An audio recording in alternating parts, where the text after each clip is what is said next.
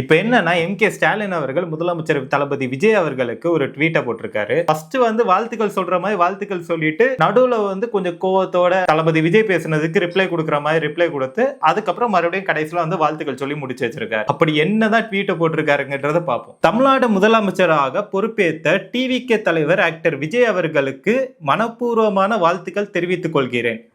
இதுவரை நல்லா இருக்கா? நல்லா இருக்கு. பதவியேற்றதும் தாங்கள் கையெழுத்திட்டுள்ள அறிவிப்புகளையும் வரவேற்கிறேன். அதுக்கப்புறம் என்ன சொல்றாருன்னா, எடுத்த எடுப்பிலேயே அரசு கிட்ட காசு இல்லைன்னு பேச ஆரம்பிக்காதீங்க, அதெல்லாம் இருக்கு, மக்களுக்கு கொடுக்க மனசும் ஆட்சி திறமையும் தான் வேணும்னு சொல்லியிருக்காரு. வாழ்த்து தான் சொல்லியிருக்காரு, பட் அதுக்கப்புறம் கொஞ்சம் கோவப்பட்டது மாதிரி பேசியிருக்காரு.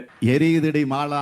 அதுக்கப்புறம் என்ன சொல்லியிருக்காருங்கிறத பார்ப்போம். 5 வருஷமா கோவிட் வெள்ளம் போல பிரச்சனைகளையும் ஒன்றிய பிஜேபி அரசோட ஓரவஞ்சனையையும் இது அவ்வளோத்தையும் சமாளிச்சுதான் நாங்க எண்ணற்ற மக்கள் நலத்திட்டங்களை நிறைவேற்றி இருக்கோம். ரூபாய் 10 லட்சம் கோடி கடனை வச்சுட்டு கஜானாவை தொடச்சிட்டு நாங்க போயிருக்கோம்னு உங்களுடைய முதல் உரையிலேயே சொல்லியிருக்கீங்களே. அனுமதிக்கப்பட்ட வரம்புக்கு உட்பட்டு தமிழ்நாட்டின் கடன் அளவு இருக்கிறது. தமிழ்நாடோட நிதிநிலையை பற்றி பிப்ரவரி மாசம் பட்ஜெட்லயே தெளிவா நாங்க சொல்லிட்டோம். அது உங்களுக்கு தெரியாதா அப்படின்னு கேட்டிருக்காரு. உங்களுக்கு வாக்களித்த மக்களை மீண்டும் ஏமாற்றி திசை திருப்பாதீங்க அப்படின்னு சொல்லியிருக்காரு. நடைமுறைக்கு சாத்தியமானதை மட்டுமே வாக்குறுதிகளாக அளிக்கிறேன்னு சொல்லி ஆட்சிக்கு வந்துள்ள நீங்கள் இதுவரைக்கும் கொஞ்சம் கடுமையா பேசிட்டு இதுக்கப்புறம் கொஞ்சம் சாஃப்ட் ஆகி இருக்காரு. இப்பதான் அரசு நிர்வாகத்துக்குள்ள அடி எடுத்து வந்திருக்கீங்க.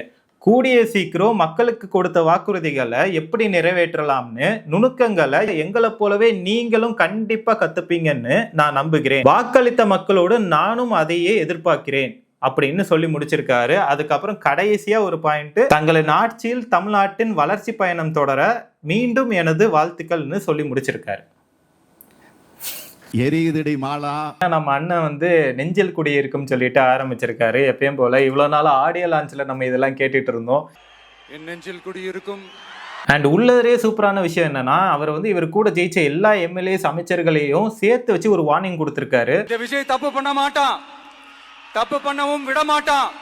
அது யாராக இருந்தாலும் சரி, என்னோட கவர்மெண்ட்ல என் கூடவே இருக்கிறவங்களாகவும் சரி விட மாட்டான். சப்போஸ் யாருக்காவது அப்படி ஒரு எண்ணம் மனசுல இருந்துச்சுன்னா நம்ம ஜெயிச்சிட்டோம், ஒரு ஆட்டம் ஆடி பார்க்கலாம் அப்படின்ற எண்ணம் யாருக்காவது இருந்துச்சுன்னா இப்பவே இந்த நிமிஷமே அதை எரேஸ் பண்ணிருங்க. தளபதி விஜய் அண்ணா பதவியேற்ற உடனே 3 முக்கியமான விஷயங்களுக்கு சைன் போட்டிருக்காரு. என்னென்ன போட்டிருக்காருன்றத நம்ம வீடியோல பார்ப்போம். மாண்புமிகு தமிழ்நாடு முதலமைச்சர் அவர்கள் 2 மாதங்களுக்கு 500 யூனிட் வரை பயன்படுத்தும் வீட்டு மின் நுகர்வோர்களுக்கு 2 மாதங்களுக்கு 200 யூனிட்கள் கட்டணமில்லா மின்சாரம் சிங்கப்பெண் சிறப்பு அதிரடி படையை உருவாக்குவதற்கு ஆணையிட்டுள்ளார். அனைத்து மாநகரம் மற்றும் மாவட்டங்களில் போதைப் பொருட்கள் தடுப்பு படை அலகுகளை உருவாக்குவதை குறித்து ஆணையிட்டுள்ளார். நம்மளோட மக்களும் எதிர்பார்த்தது இதுதான். இலவசமா கொடுக்கறது ரெண்டாவது, அது நீங்க எப்ப வேணா பண்ணிக்கோங்க. ஆனா பெண்களுக்கும் போதைப் பொருளுக்கும் உள்ள விஷயத்த ஃபர்ஸ்ட் கரெக்ட் பண்ணிட்டு அதுக்கப்புறம் அடுத்த விஷயத்த பாத்துக்கலாம் அப்படின்ற மாதிரி தான் எல்லா மக்களும் சொல்லிட்டு இருந்தாங்க. அதுக்கேற்ற மாதிரியே தளபதி விஜய் பெண்கள் பாதுகாப்பு ரொம்ப ஸ்ட்ரிக்டா வச்சிருப்பேன். முக்கியமா பெண்களுக்கு பாதுகாப்பு கொடுக்கிற விதமாகவும் போதைப் பொருளை அழிக்கிற விதமாகவும் கண்ட்ரோல் பண்ற விதமாகவும் போதைப் பொருள் கலாச்சாரம் அதை கண்ட்ரோல் பண்றதுக்கு என்னென்ன ஸ்டெப்ஸ் எடுக்கணும், என்னென்ன முயற்சிகள் எடுக்கணும், இன்னிலிருந்து அதை நான் எடுப்பேன். 2 விஷயத்துக்கு சைன் போட்டிருக்காரு. அது உண்மையாவே வரவேற்கத்தக்கது. சூப்பரா பண்ணியிருக்காரு. தளபதி விஜய் சிஎம் ஆன உடனே கொளுத்தி போட்டாரு. இனி டெய்லி வெடிக்கும்னு நினைக்கிறேன். ஏதாச்சும் ஒரு இன்ட்ரெஸ்டிங்கான விஷயங்கள் எப்பயுமே ஓடிட்டு இருக்கும் தமிழ்நாட்டு அரசியல்னு சொல்லிட்டு இதுல இருந்து நம்மளால பார்க்க முடியாது. இவர் அவரை சொல்ல, அவர் இவரை சொல்ல, ஏதாச்சும் ஒன்று இன்ட்ரெஸ்டிங்கா போயிட்டே இருக்கும். இந்த மாதிரியான டெய்லி இன்ஃபர்மேஷன் உங்களுக்கு பார்க்கணும்னு ஆசைப்பட்டீங்கன்னா நீங்க சேனலை சப்ஸ்கிரைப் பண்ணிருங்க அண்ட் உங்க ஃப்ரெண்ட்ஸ் அண்ட் ஃபேமிலிக்கு ஷேர் பண்ணி விட்டுருங்க. இப்போ சி ஜோசப் விஜயனும் நானும் சொல்லிட்டு உங்களாலதான் இது எல்லாமே சாத்தியம்னு சொல்லிட்டு பேசியிருக்காரு. அண்ணா நீ வாடா, நாங்களா இருக்கோம் நண்பா, நீ வா நண்பா, நாங்களா இருக்கோம்னு சொல்லி.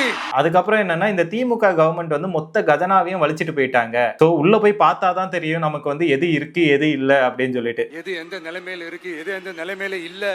இதுக்கு ரிப்ளை வீடியோவா தான் அந்த வீட்டை நம்ம எம்.கே. ஸ்டாலின் அவர்கள் போட்டிருந்தார். சோ நான் கொடுத்த எல்லா வாக்குறுதிகளையும் நான் காப்பாத்துவேன், பட் அதுக்கு நீங்க கொஞ்சம் எனக்கு டைம் கொடுக்கணும் அப்படின்னு சொல்லிட்டு நம்ம சிஎம் விஜய் சார் பதவியேற்பு விழால பேசியிருக்காரு. கான்ஃபிடென்ட்டா இருங்க, மீண்டும் மீண்டும் சந்திப்போம். நன்றி, வணக்கம்.